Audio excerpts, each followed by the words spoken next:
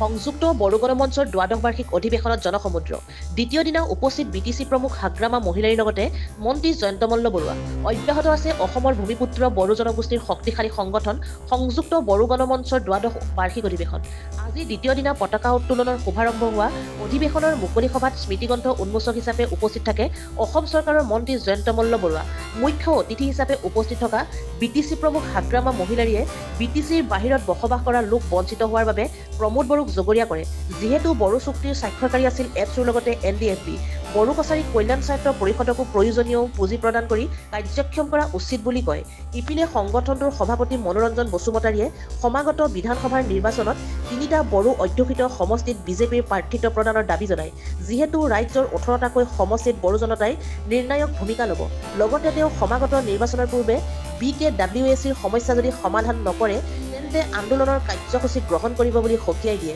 ধেমাজি জিলাৰ পৰা সঞ্জয় নাথৰ ৰিপৰ্ট E24 লাইভ ব্ৰেকিং বড়োলেণ্ডৰ বাহিৰত যিমান আমাৰ বড়ো দল সংগঠন আছে সকলোকে মই অনুৰোধ কৰিছোঁ যে আপোনালোকে একতা থাকক আৰু আমি সেইটোৱে বিচাৰোঁ বিটিচি বাহিৰত বড়োসকলে বহুত ডিষ্ট্ৰিক্ট বহুত জিলাত আছে আৰু আমি কৈছোঁ যে চুক্তিকাৰী হিচাপে এপছু বিটিচি বাহিৰতো আছে এপছু বিটিচি বাহিৰতো আছে NDFB বিটিচি বাহিৰতো আছে তো আপোনালোকে চুক্তি একেলগে কৰিছে তো বড়ো কছাৰী ৱেলফেয়াৰ কাউন্সিল সেইদিনা চুক্তিত জন্ম হৈছে সেইটো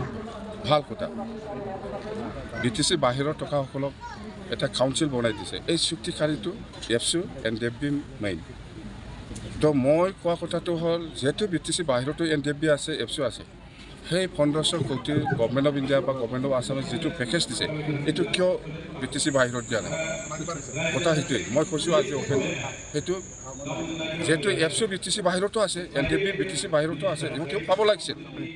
বা আমাৰ চুক্তিকাৰী মিনিষ্টাৰ হওঁতে সিহঁতেও পাব লাগিছিল কিয় দিয়া নাই এইটো ক্ষেত্ৰত ৰাজ্য চৰকাৰৰ কিবা ৰাজ্য চৰকাৰ নহয় প্ৰমোদ বড়ো ৰাজ্য চৰকাৰটো আপোনাক পইচা চুক্তিকাৰীসকলক পইচা দিছে মানে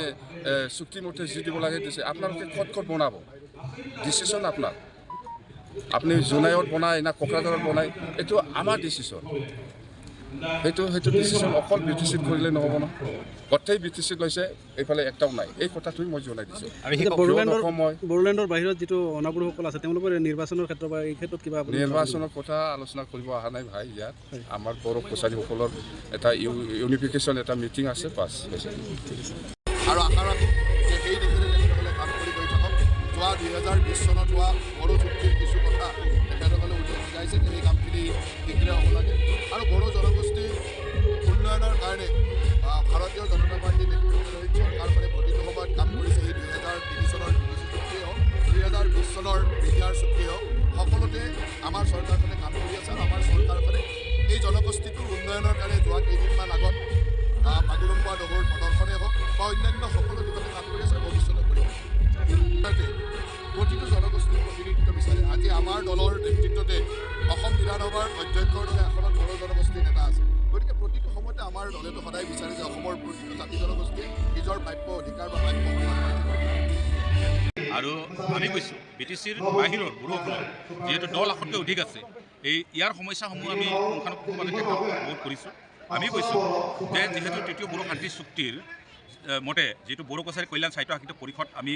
লাভ পাবলৈ সক্ষম হ'লোঁ সেই কাউন্সিলখন গাঁওসমূহ চিনাক্তকৰণ কৰি পেলাই সমষ্টি নিৰ্ধাৰণ কৰি পেলাই ইয়াক নিৰ্বাচন অনুষ্ঠিত পূৰ্ণাংগ পৰ্যায়ত গঠন কৰি দিব লাগে ইয়াৰ পুঁজি বৃদ্ধি কৰিবৰ কাৰণে আমি দাবী জনাইছোঁ আৰু ইয়াৰ লগতে যিবিলাক গাঁও এতিয়ালৈকে অন্তৰ্ভুক্ত হোৱা নাই প্ৰথম পৰ্যায়ত 958খন সোমালে 161খন বাকী আছে বিবেচনাধীন হৈ আছে আৰু ৰাভা আসমত থকা যিবিলাক সৰু গাঁও আছে এই গাঁওসমূহ অন্তৰ্ভুক্ত কৰিব BKWACত অন্তৰ্ভুক্ত কৰিবৰ কাৰণে আমি তেখেতসকলক অনুৰোধ কৰিছোঁ আৰু ইয়াৰ লগতে যিবিলাক আমি যিহেতু বিটিচিৰ বাহিৰত আমি হিচাপ কৰিছোঁ সংযুক্ত বড়ো গণমঞ্চই 18টাতকৈ অধিক সমষ্টিত আমি নিৰ্ণায়ক ভূমিকা ল'ব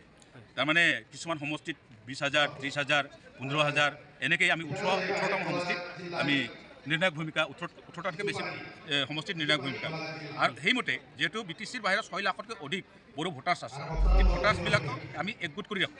সংযুক্ত বড়ো গণমঞ্চ গতিকে আমি ডিমাণ্ড দিছোঁ যিহেতু আমি বহুত দীঘলীয়া সময় ধৰি পেলাই বিজেপিক শাসনৰ গাড়ী টনাটো আমাৰো অৱদান আছে যথেষ্ট সেইকাৰণে এইবাৰ আমি বিটিচিৰ বাহিৰত 3জন বড়ো প্ৰতিনিধি নিৰ্বাচনত প্ৰতিদ্বন্দ্বিতা কৰিবলৈ টিকেট আমি দাবী কৰিছোঁ